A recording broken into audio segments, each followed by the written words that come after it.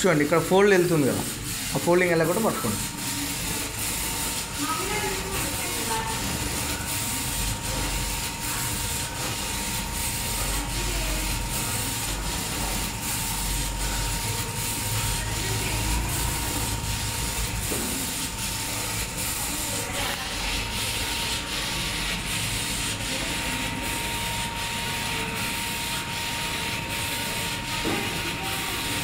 కుర్చీలో ఉన్న శారీస్ని అన్నిటి కూడా ఇట్లా చేసుకోవచ్చు, టెన్షన్ లేకుండా ఇలా చేసుకోవచ్చు, ఇబ్బంది ఏముండదు.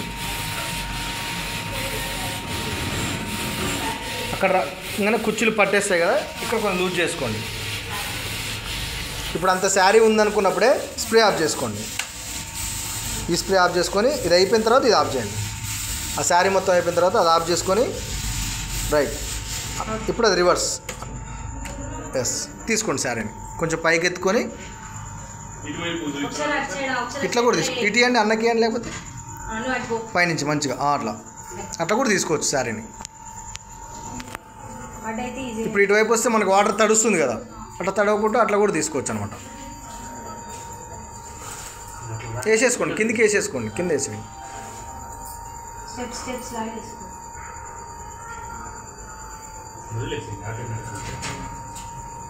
వదిలేసేయండి.